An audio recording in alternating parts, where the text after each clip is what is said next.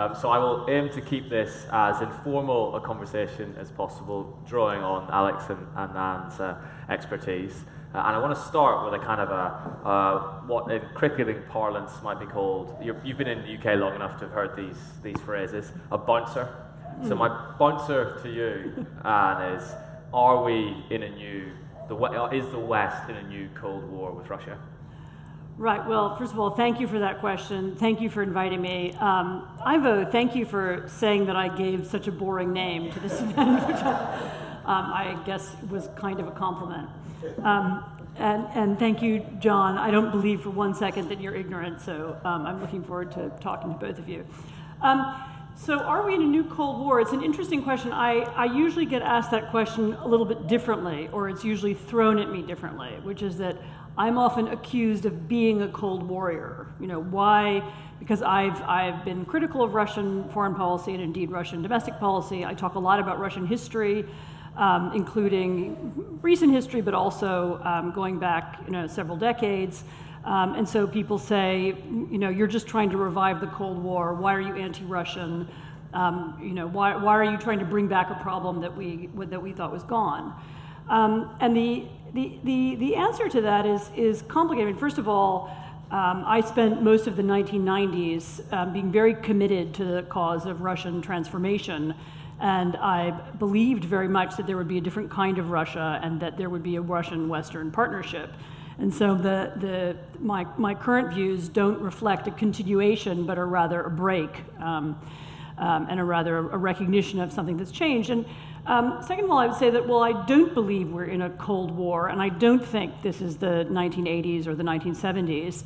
I do think we are involved now in an ideological competition with Russia that I think we're not even aware of.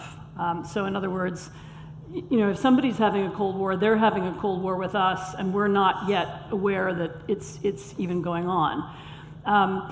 It doesn't involve the whole world. It's not, communism versus capitalism. It's not that clear cut. It's a little bit different from what it used to be.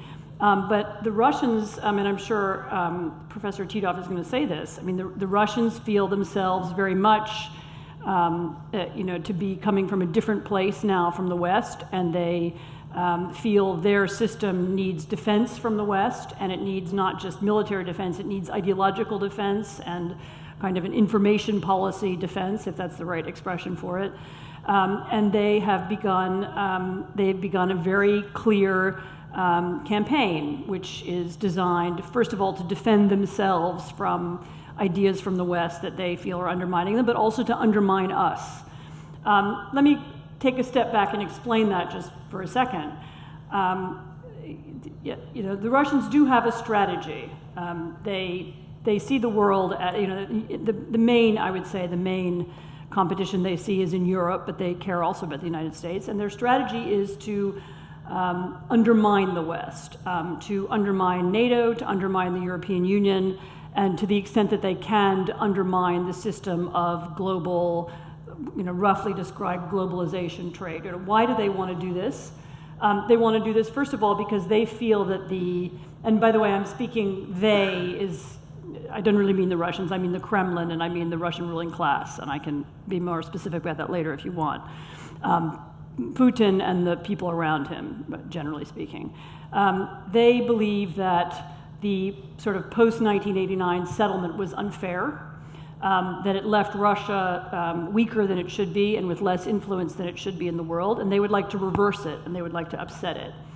This, by the way, makes them quite different from the Soviet Union. The Soviet Union was in many ways, certainly by the latter half of its existence, was very much in favor of stability and in favor of keeping the world in a certain way, and that was why it had a balancing relationship with the United States. Putin's Russia is a revisionist power. It wants to change.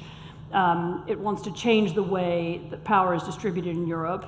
It would like to regain influence over the old Soviet space. It would like to regain influence in Central Europe and even Western Europe if it can. Why is it doing this? There's a set of reasons. It's quite logical. One of the reasons is that Putin believes that to maintain his own political system, and this is a kleptocracy, it's not a democracy, It's profoundly corrupt. The system is both run and owned by the same people. So literally the people who run Russia also own its major companies. The people who sit on the board of Gazprom also work in the president's office and so on. And to maintain that system, the greatest threat to that system is the idea of democracy. The idea of democracy or the idea of a street revolution in the form of the Orange Revolution in Ukraine or later the Euromaidan Revolution in Ukraine. Maybe this is illogical because if you look at Russia right now, you don't see a massive revolution happening. But those one or two moments when there has been hints of the possibility of a street revolution, as there were in 2011, Putin became very angry. He blamed the West for creating it, for provoking it. He actually blamed Hillary Clinton, which is, maybe we'll talk about that a little bit later, whom he identified, she was then Secretary of State, whom he identified with this street revolution. And he sees the idea of democracy, the idea of revolution as something that's coming from the West and that's designed to unseat him personally. He has, his reasons for thinking this. First of all, he's seen these things happen now in Ukraine a couple of times. His personal experience is also important. Remember, in 1989, he worked for the KGB in East Germany, and he was a witness to the 1989 street revolution in the fall of the wall in East Germany, and he saw how devastating it was to his friends, to his colleagues in East Germany, and of course to himself personally. I mean, I don't know whether it's true or not, but he's spoken and written about having to burn files and essentially escape from Germany with his tail between his legs. And so he's been very adamant about not wanting to repeat that experience. So this experience of street, so he needs to undermine the idea of democracy. He also needs to undermine, or street push democracy, and he needs to undermine the idea of Europe.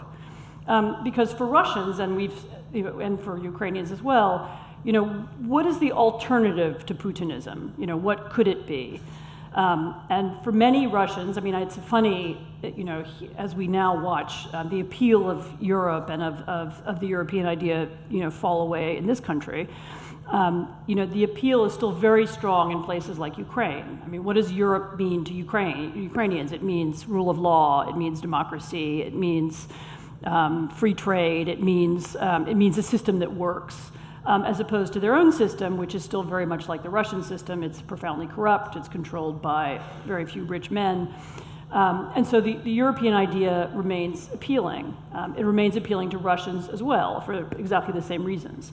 And it's not an accident that during the Euromaidan demonstrations, people were waving the European flag, which again, must have looked very strange to people in London, but they were. So the undermining of Europe is sort of ideologically and politically important to Europe, and of course the undermining of NATO as well, the undermining of America's role in Europe.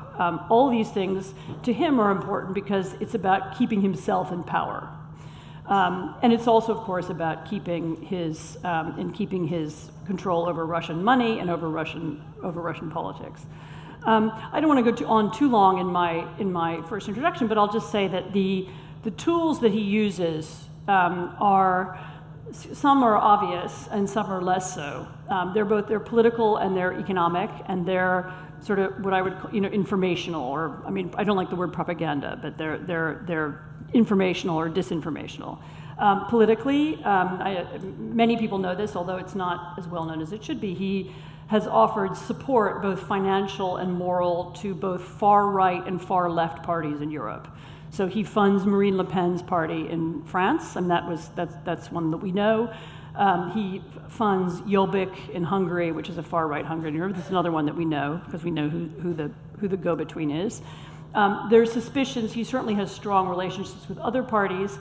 And of course, the interesting thing about his relationships with European political parties is that in the olden days, the Soviet Union supported communist parties. Now, it's really not about a right or left-wing ideology. It's about whoever is anti-European, who's ever anti-systemic, whoever is working on breaking up the system. And so, Russia Today, which is their sort of official state Russian media, state channel, which broadcasts in English, is very often features far-left figures. George Galloway is on it, Julian Assange used to be on it, and it pushes a kind of anti-state, anti-systemic, anti-capitalist line, and at the same time, as I say, they support the far right. So there's a political piece of the story. There's an economic piece. The Russians seek in almost every country in Europe to buy access or to buy relationships or to make relationships with big economic actors. Works some places better than others. In Germany, they have some very strong relationships with German companies. It's particularly the extractive industries, oil and gas. In Italy, they have very strong economic relationships. So they seek to gain influence often by buying into, I don't know, whether it's the electricity grid or the local gas industry. They seek to buy into industries that are influential, and this is again part of a logical strategy to increase their power. And then the third piece of it, as I said, is informational, and this is a use of open methods like RT, more covert methods like creating disinformation, creating fake websites, fake news stories, using a troll army. This is very well documented, that runs out of St. Petersburg and probably other places, trying to manipulate social media, again, to support the same ideas. Not necessarily pro-Russian, but in each country, as I said, adjusted to the local politics. Anti-systemic, anti-EU, anti-American, anti-NATO, whether it's far right or far left or mainstream. And this is so I'll stop there because I know you want to make this a conversation, as I've put it, and not a monologue. But the point of me giving you this introduction is that again, you started with the question, is this a Cold War? And the answer is, we haven't seen it that way yet. We haven't seen this as a kind of ideological competition, but they do. And they are acting as if it were. And I do think that there is going to come a moment when we need to begin to perceive what it is as it is and to react to it. So, okay. Thank you, Anne, for that fantastic opening. I have loads of personal questions in relation to perspectives from Washington, perspectives from London, Brexit, by the nature of that ideology. But I was also cast half an eye on Alex there, who wasn't giving anything away as to what he thought about your opening remarks. So I'm going to hand over to him and see if he has any initial responses before we broaden out the discussion. Thank you. Well, actually, there's quite a few points I agree with, and I think the starting point with discussing contemporary Russia is, of course, the experience of the end of the Cold War, and essentially its failure to really westernize and democratize properly. There are a variety of reasons for that, but what we have now is certainly Russia is perceiving itself to be different from the West, different from Europe in many ways.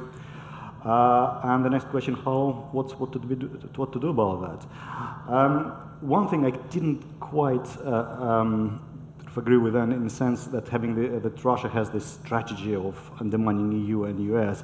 I think that's kind of giving it too much credit, in the sense that what I see and the way I understand it is basically they're very opportunistic. They're using various opportunities to advance their own interests if it happens, but the broad Russian interest in this juncture is broadly kind of in line with what was sort of Russia's position has been for many years or many centuries, essentially is having this, building itself up as a great power, having influence and being engaged with the rest of the world on equal terms. It does go about achieving these aims in different ways, particularly issue of propaganda and so forth, but also I think more importantly recently is the issue of increasing reliance on military force as well, because that's one of the areas where Russia has, if not an advantage, but certainly has a big advantage in other areas, in the economy, it's quite quick and so forth. But the bottom line of it is that it's actually another point I wanted to raise is also issues of focusing excessively on Putin himself. Because if it was just Putin and his regime, it would be all very well.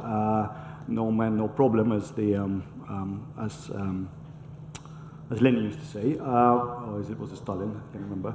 But anyway, one of them. You see my drift. The issue here is much deeper than that, because basically it is that Russia has reached certain limit of its ability to westernize, ability to integrate into Western structure. It exists outside of them, and it tries to carve itself out a place in that new world. And relations with the European Union and NATO are the key points for it in its own perception. Is it a Cold War? I'm not sure it is a Cold War, obviously. I'm not sure there is a coherent ideology in Russian side as it was in the Cold War, the communist ideology versus capitalism. I think it's much more opportunistic. I think the ideology it shares is more like interwar period, in a sense that it's much more nationalism, sort of nation states, great power alliance and so forth than the Cold War, which had a kind of big ideological grip. So there isn't a consistent set of ideas which Russia necessarily pushes forward. I think that what's really is worrying for the West and why they became so alarmed with Russia is that essentially there's a combination of the two things happening, which is one thing is actually nothing to do with Russia, and that's basically a rise of anti-establishment, anti-liberal sentiments in the West, both in European Union, as we see in Brexit, but also in other countries, in Le Pen and so forth, Marine Le Pen, Front National, but also in the United States, so the rise of Donald Trump and so forth.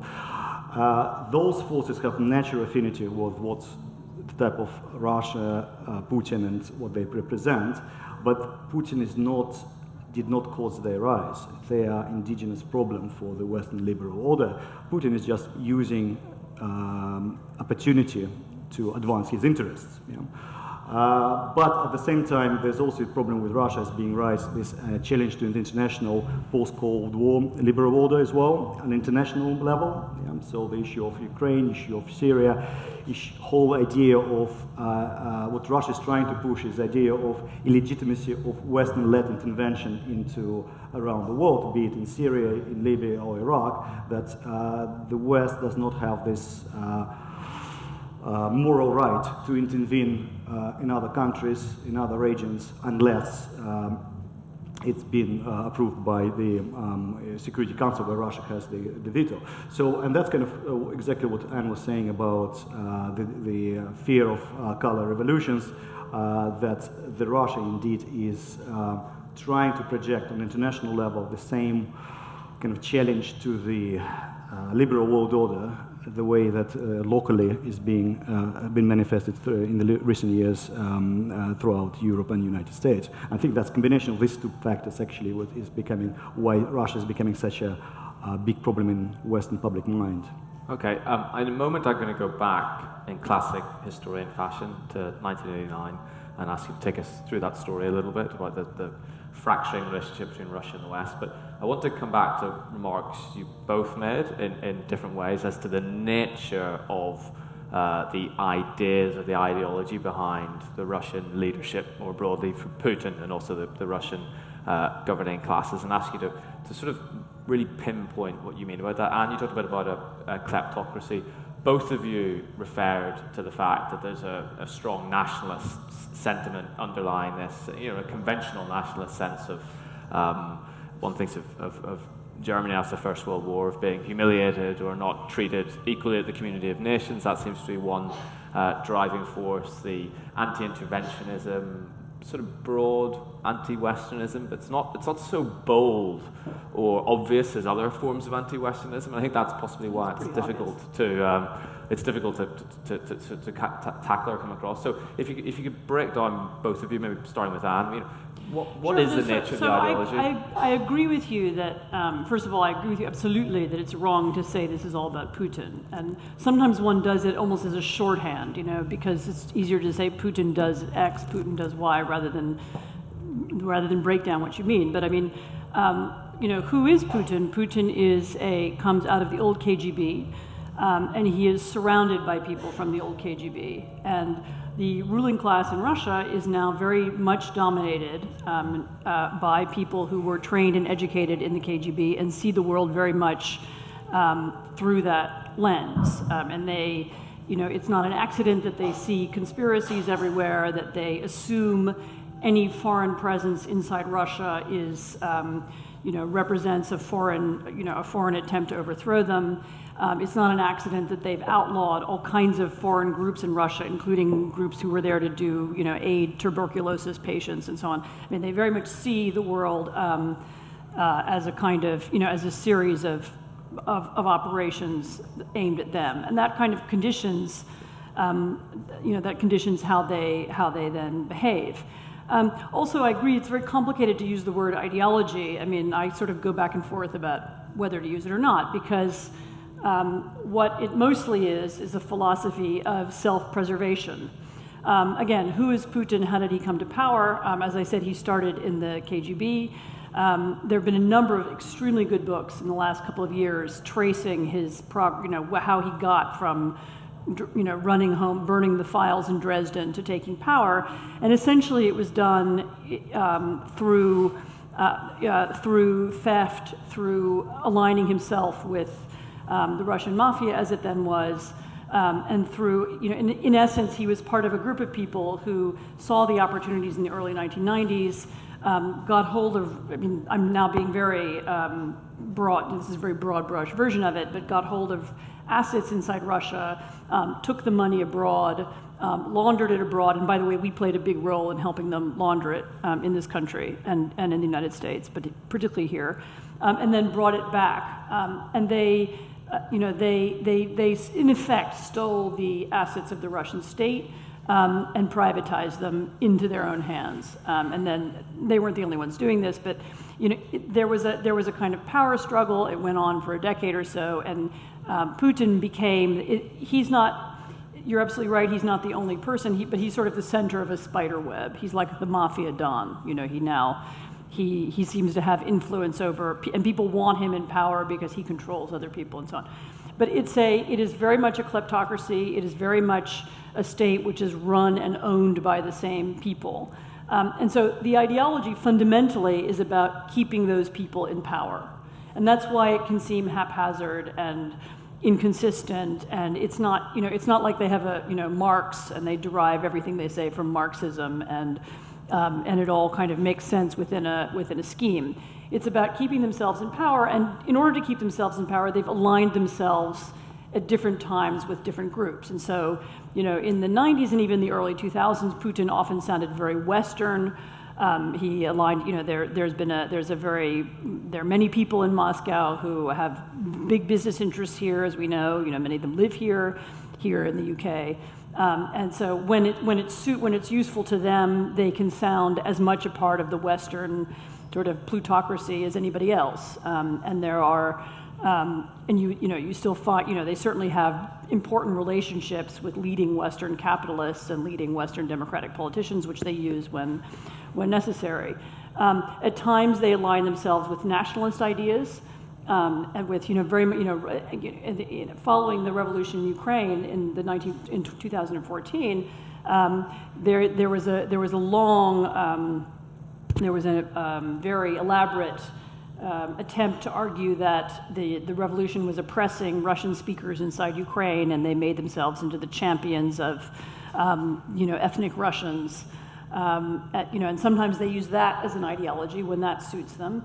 At other times, they use an ideology that you've written a book about, so I'll be interested to hear what you have. It was Eurasianism, which is a much more a broader idea. That Russia stands for a different kind of civilization, and it represents, and then Russia, Kazakhstan, Ukraine, and so on represent an alternative to Europe, and it stands for that. So they can use these different, depending on the circumstance and what's going on, they use these different ideologies.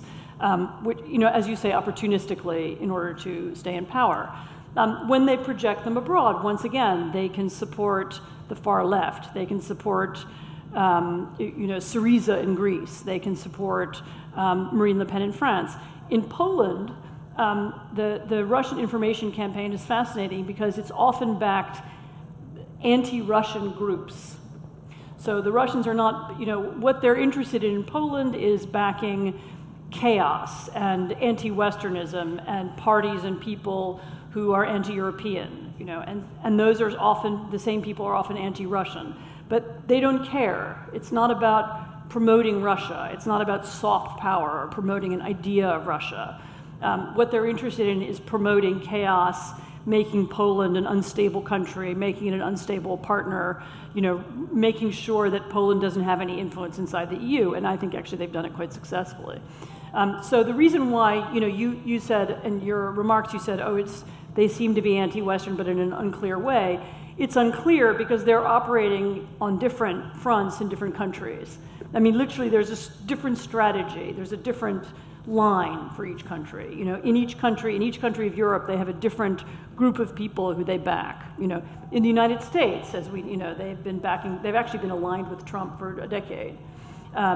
What does Trump represent? Does he represent an identifiable ideology? I mean, that's kind of another conversation, but they look for people who serve their interests, of different kinds. I imagine their initial interest in Trump was economic. They bailed out his businesses several times. Again, sorry to be vague, but Russian businessmen have bailed out Trump's companies a couple of times when he was bankrupt. So they look for influential people. They look for ways into the system almost everywhere they go. And again, you're right that they don't create populism, and they don't create, and certainly don't create anti-Europeanism, and they don't create nationalism. But I think I would not downplay the extent to which they funded it, provoked it, promoted it, pushed it on social media. And again, it differs in different countries, but I mean, in one or two countries that I've looked at carefully, they have done so extremely successfully. And they've helped make small, unimportant movements into very big ones. So I agree, it's not the source of problems, and I think actually here it's not that important, but in Slovakia, in the Czech Republic, in Poland, I even think in Italy, it's been quite influential. Alex, do you want to yeah, well, I think, if we talk about Putin a little bit, a lot been made about his KGB background, but to me personally, I think much more important and often neglected, his formative experience, was in the 1990s in St. Petersburg. That's because that's where and that was a period of transition from communism to wild capitalism. It wasn't even capitalism, to be fair. Wild Russian capitalism, right? So the formative experience was then. If you look at his people surround him, almost all of them come from this period in power. Not all of them are KGB, so if you look at the economic, people who are in charge of the economy, Russian economy, the two most influential was German Gref and Alexei Kudrin. They come from St. Petersburg. They are very pro-liberal economic, reformers, still influential, and a few others as well. So basically, at the same time, of course, there is a very important reliance on Putin's so-called siloviki, the strongman in various the military and the KGB. Military, KGB, security services, police. Often there's a system of check and balances. They kind of they spy on each other and kind of trying to mind each other and so forth. There's a big case at the moment in Russia. There's the head of the person in charge of the anti-corruption economic crimes has been caught with $120 million in his flat in cash. So there's kind of still question. Well, he's in his sister's flat, and he now doesn't see her very often. But I was wondering when they talk about finding, the Chinese are always finding people with hundreds of millions of dollars in cash. That must take up a lot of space. Oh, it's the huge. It's basically huge bags of paper from there to here. Yeah. It's enormous. You have to have a big flat. You have to have a big flat. Yeah, absolutely. Yeah, it's not any flat. Yeah. So, but anyway, so there's that element to it. But if you look at Russian, actually the dynamic of Russian politics and why when Putin came to the top, established himself and became relatively popular, was actually he sold himself in the early 2000s on negating the excesses of the 1990s, particularly what was basically what's happening in Russia was a redistribution of wealth from the Yeltsin's oligarchs in the 1990s, who privatized things for next to nothing, all the Russian industry, towards Putin friends who were relatively minor people in the 1990s, and now they became quite influential. But at the same time, there also was a transference of wealth from private companies, for example, Yukos, Khodorkovsky, which was private, into Rosneft, which is run by Putin's very close friend, Sechin, but it's state-owned, right? So there's also was this element, and that plays very well with the Russian public, because essentially the wealth created in the 1990s was seen as being legitimate. What Putin was doing actually was doing justice by taking it from corrupt hands, putting it to the state's hands, and the fact that his friends actually benefited a lot from that was a kind of a secondary importance to many Russians in many ways. The point I was saying about, it's not just about Putin, it's about actually the deeper problem is actually, as I said, because he is popular, that he is actually represents very important strand in Russian history, in Russian politics, in Russian identity, and that strand is not, there's a difference between different types of nationalism. One is the ethnic nationalism, the other one, in Putin's case and in Russia's case, is the so-called statist tradition in Russian history. Is basically the idea of the strong state, so it doesn't matter who is actually running it, but Russia has to have a strong state, it has to be a great power, and that's what basically is the driving that's the only coherent really bit of ideology. Be careful about this thing about him being popular, because we actually have no idea how popular he really is. I was going to ask you that. I remember being in Surgut in Siberia in 2008, and I was struck by how popular he was. It was an oil-rich, economically successful sort of boom town, which had a lot of Russian Ukrainians who travelled there. And I just remember sort of asking a few questions and being struck about that level of popularity. And you said, Alex, that he basically had a sort of populist approach to dealing with some of the iniquities or problems in the post. That's how they sold it. That sort of struck a chord with the public, with some of the public. So as to that chord and how we measure, I think this is where Anne was going. Well, we don't know. I mean, we have no idea. Because, first of all, the way the media works in Russia, and I mean, really the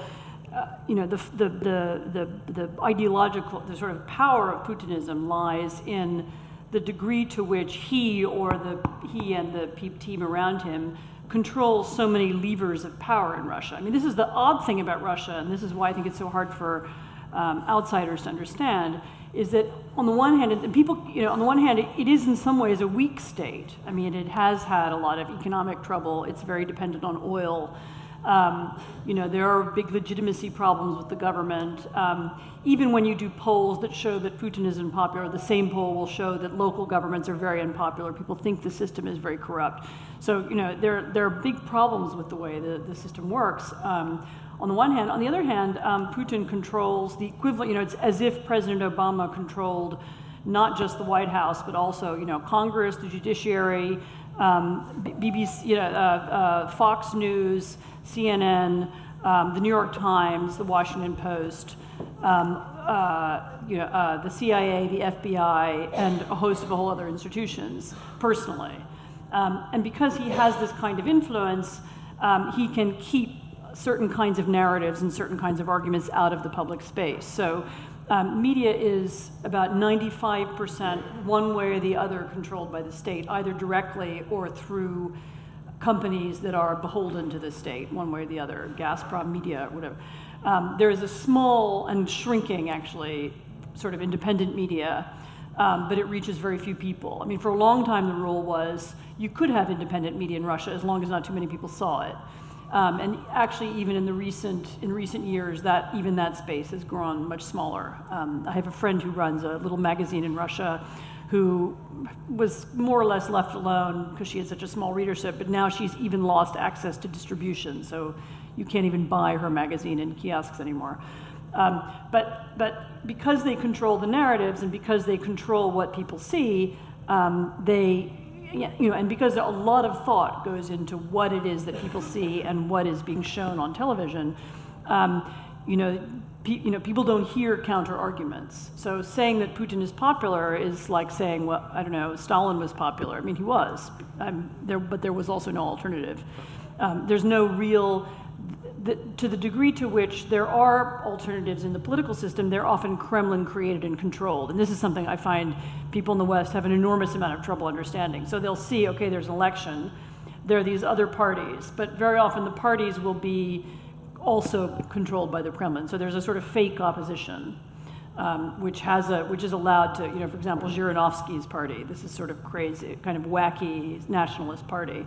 And it's allowed to exist because Putin finds it useful. There needs to be the appearance of opposition, but of course Zhirinovsky always votes with the Kremlin and is in fact under Kremlin control. So, in a system like that, how do you know who's popular? Yeah. And also in a system where people are increasingly intimidated by the state and by the secret services and so on, how do you conduct an opinion poll?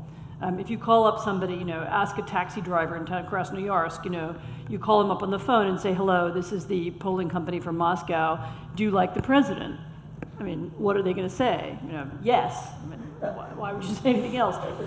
We've also just seen last week, literally, the most respected sort of remaining genuinely, supposedly independent polling company in Moscow, which is called Levada, has just been essentially was essentially told that it could no longer operate, and it was accused of being a foreign agent. And this is when it conducted a poll that showed that Putin's party was unpopular.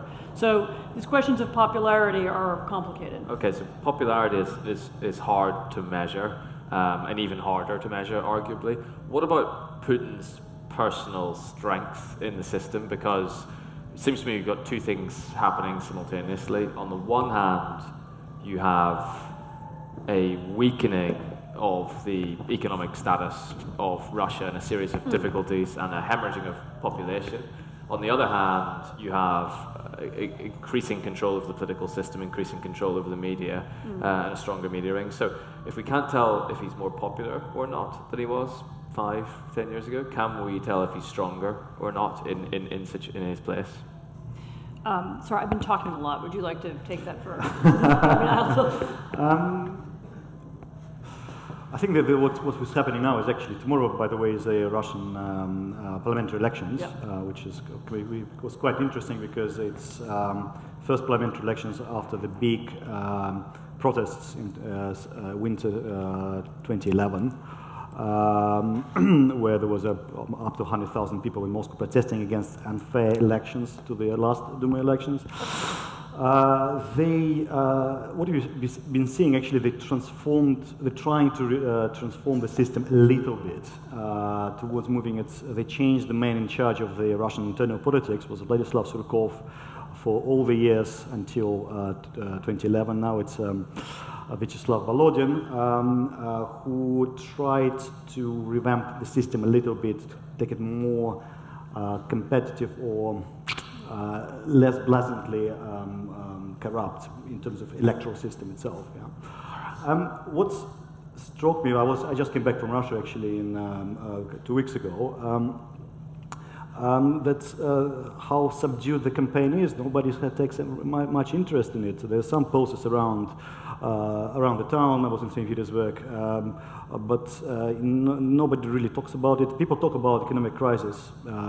They don't really talk about politics, even though there is elections coming up. It's not very interesting to talk about politics. Well, but they did talk about politics in 2011. Because that's when there seemed like there might be a real competition, and now, But there was a frustration. There wasn't real competition. The competition was to undermine the United Russia, to make it appear less popular than it was really projected to be.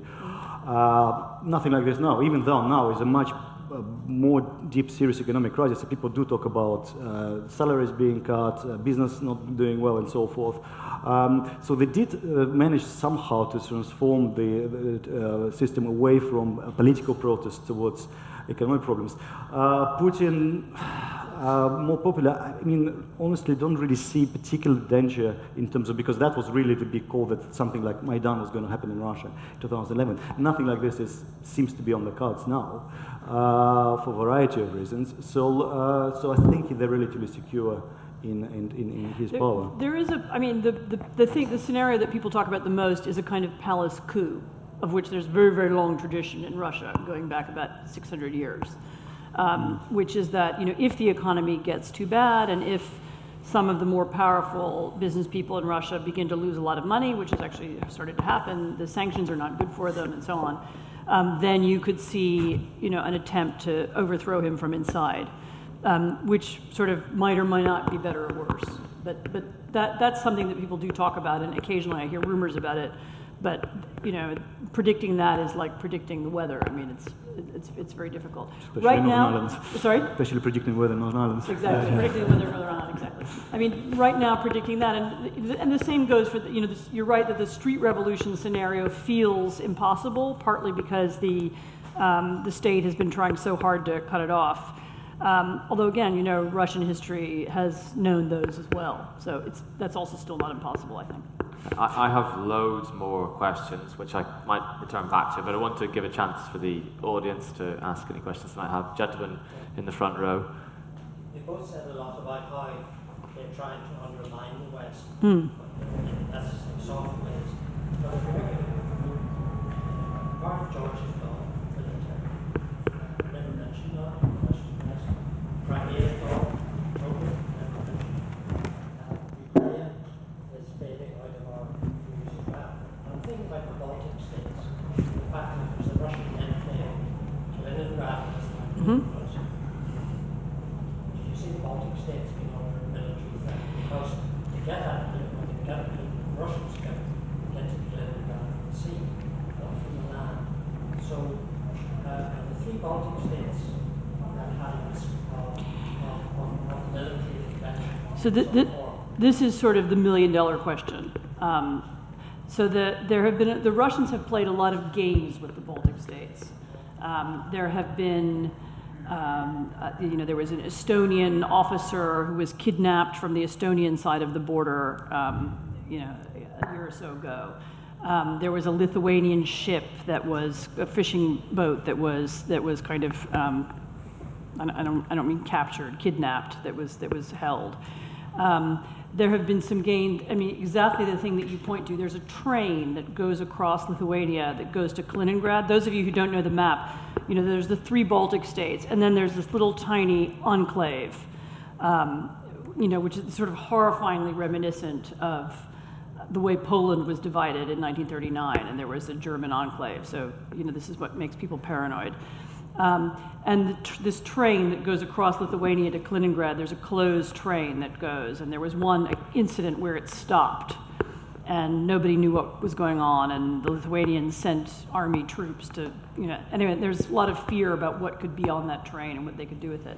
So there are a lot of games that have been played designed to make the Baltic states nervous. Talking about disinformation, a huge amount of Russian energy, money, information, and so on goes to creating anti-European, anti-state, anti-Latvian parties, in particular in Latvia and Estonia, which are the two countries that have big Russian-speaking populations. And so the game is played. I mean, I think part of the game is intended just to make people nervous and to make people think, okay, NATO's not doing anything, NATO's not really here. When people feel in that part of the world that NATO isn't, so of course, the Baltic states are part of NATO, so technically, if they were invaded, there would have to be a Western response. But if people begin to feel there won't be a Western response, or it'll be tempered, then that makes people begin to play both sides of the game, and then some people look for allies in Russia and so on. So this may not presage an actual invasion, but there is certainly a lot of pressure is being put on the Baltic states to destabilize them and make them feel less Western. And that, I think, is part of the same game. Alex, yeah. I actually was recently just finished a paper on Russian Baltic states. It's a completely different scenario from Crimea or from Georgia, not least because the Russians in Baltic states actually don't want to be in Russia to begin with, because what they want is to be basically come to Northern Ireland or London or wherever have you. Russia's access to Kaliningrad is not such a strategic issue as was kind of loss of naval base and potential loss of naval base in Sevastopol and so forth. And Russia has invested billions of dollars in developing alternative infrastructure around St. Petersburg, basically diverting all the trade it had, particularly in oil, which was very big terminals and ports. Use of ports after the Soviet times. Now it's almost stopped because they just invested billions of dollars into St. Petersburg region, having oil terminals, ports, and so forth there. And of course, the issue there is that although they feel nervous, they're still part of NATO, and any action against the Baltic states would mean action against NATO. Russians know that they don't want it. What they do want is exactly increase the pressure, essentially, particularly in the context of the Ukrainian conflict, because the Baltic states are the Achilles heel of NATO. They are vulnerable, militarily vulnerable to potential Russian invasion. So kind of rattling up sort of pressure around them keeps NATO on the toes and basically tells them, do you really want to get involved with us? Issue of Ukraine, particularly supply of lethal weapons and so forth. So basically it's kind of forcing NATO to recognize Russia's strength, importance, and engage them in some kind of new deal in Europe. Yeah, and there are a lot of fears that Russia might not invade the Baltic states, but might, I've seen a lot of scenarios of a kind of hybrid war. For example, there might be an incident with, native ethnic Russians on the Latvian side of the border, and the Russians might send in a team of, policemen to go and help rescue them from some kind of situation. Then is that an invasion? What is it? Should NATO respond? If so, how? What kind of response would there be? And other scenarios, like, for example, with this train. I mean, I agree with you that there's no strategic significance really to Kaliningrad, but you could play a game with the train. You could fill it with troops, or it could catch fire. And then the Russians would send a fire team, firemen from the other side of the border. And then is NATO respond, or does it, So there are a lot of, these are scenarios I've seen written out, or possibilities that people have suggested. So that's possible. It doesn't seem like there would be any sense in actually invading. Although the one thing I would caution is that if Putin does look closer to losing power, he may want to do something spectacular to stay in power, and that's of course one of the areas where he could do something spectacular. Yeah, I have a question. Is the West playing Putin wrong? Is there a way, if we were, if you like, more respectful of Russian pride, that we would be able diplomatically and strategically to sort of defuse what it feels like an increasingly tense situation? Well, I think that's what I was trying to say, is a bit what really Russians look for is a new deal, a new security deal in Europe, because for them, the enlargement of NATO, potentially, and they also recently securitized enlargement of European Union as well, although that's really was not going to happen anyway, but nevertheless, they perceive it as a danger, as a security threat. So going back to the original point, Russia has failed to westernize, failed to integrate into Western structures. How do you deal with it now? You have to find a new way. Hoping for an overthrow of Putin and a new guy who will be Western is not going to work. So you have to deal with Russia what you have now. The statist nationalist feeling much deeper than Putin. We can disagree about the opinion polls, but my understanding, my feeling is that there is a nationalist turn in Russia, not ethnic nationalism, but although that as well, but statist turn. Russia is challenging its place in its own neighborhood as being great power, and it was forced the NATO, the West, to recognize it and to come to some term of new accommodation, which was different from what was in the 1990s, and that's basically the challenge. How do you deal with it? And there are various ways of dealing with it. You can do it with trying to engage diplomatically, or you can engage in a hostile way through sanctions and so forth. But basically that's the agenda. That's the agenda for European security in the next decades, is to how to deal with Russia, which is not going to be part of the West. You still have to deal with it. I would argue that deterrence worked before, and it could work again. And that first of all, the main thing the West could do is recognize the problem and acknowledge the problem. And in particular, the nature of the problem, that it's not just military. Because actually NATO thinks a lot about Russia, and the US Army in Europe thinks a tremendous amount about Russia. But I'm not so sure that, the Italian government is interested in Russian information influence or business influence inside Italy, or the British government inside the UK. And I think, for countries to recognize the problem and begin to come up with strategies to push back against it, I think is really the beginning of the problem. Yeah. Beginning of the solution. Well, I think we have time for one more question. Just the young man at the back there. Should the West leave Russian politics to the Russian people? But we do. We,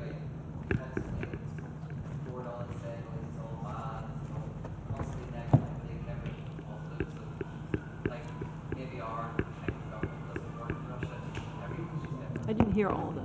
Okay, I think the question was, should the West leave Russia to its own devices and we interfere too much? To which I'll add another question, which goes to the heart of the US presidential election. I was desperate at some point to get it on to Trump, which always brings out in the audience a kind of either a look of amusement, horror, or perhaps even sneaking admiration for some of you. You know who you are.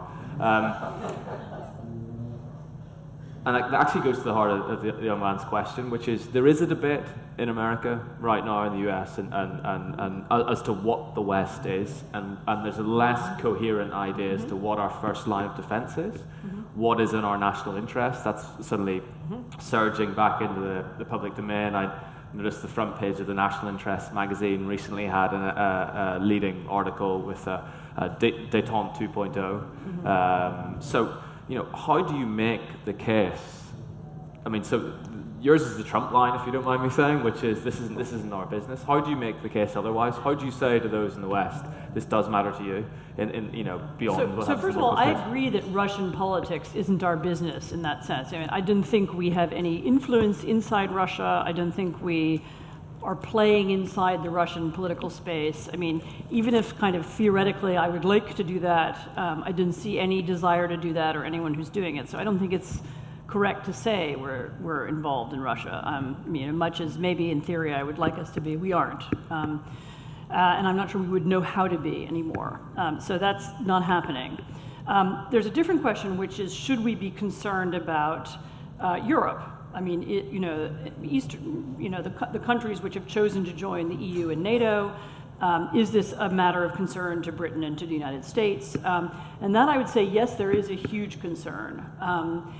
The basis of European and American, the sort of Western wealth and influence, is the presumption of stability within our borders, at the very least. I mean, we've chosen not to include Ukraine inside that zone of stability. We've very much chosen not to include Georgia. We don't include Ukraine, Georgia, and Moldova.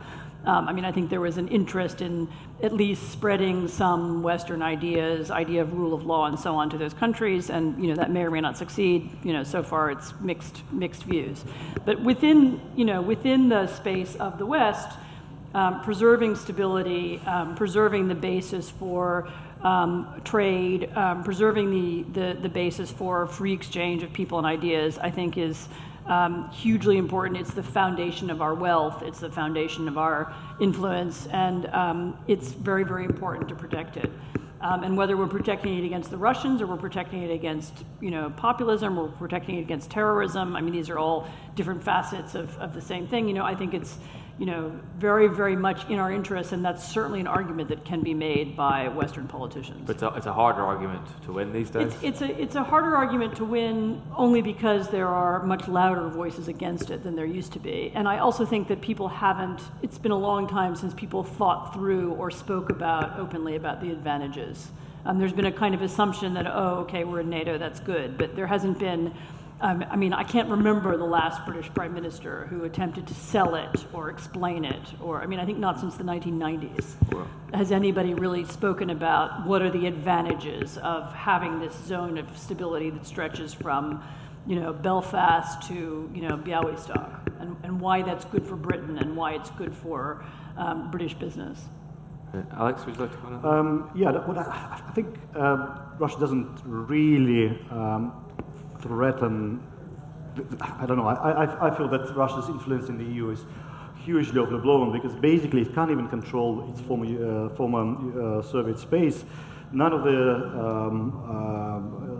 former Soviet republics recognized either independence of Abkhazia, South Ossetia, or Russian annexation of Crimea.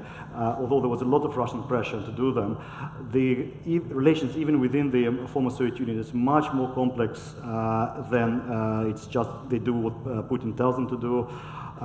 If it's can't controlling that, I mean, it's much more nuanced, complex. Russia is interested in European market, economic partnership, and so forth. Its turn to China is won't be able to compensate for the huge investment, already existing trade with European Union. There is a lot of frustration and mutual suspicion on both sides at the moment, both on Russian side and the Western side. A lot of it is justified, some of it is not, but as I said, at some point you have to kind of come to some form of settlement with Russia, which might mean pushing it back, but at some point you still have to kind of engage dialogue. Simply kind of standing up, I don't think it's enough in the long term. Okay, well that's I guess potentially an optimistic note on which to end. I've had the chop-off sign, the dictatorial chop-off sign from Ivo. I'd like to say, just in terms of the topic of the conversation, was it Russia malevolent or misunderstood, really sort of jumped out at me. It's quite spiky and potentially explosive, but actually the arguments and discussions have been utterly nuanced. And for most of the conversation, point, right? It was a conversation and not a fight. So I finally tribute to you, Anne. You know, you might not have liked the title, but it's worked perfectly. And thank you, ladies and gentlemen, for your time. I can see the sun shining through. Thank you.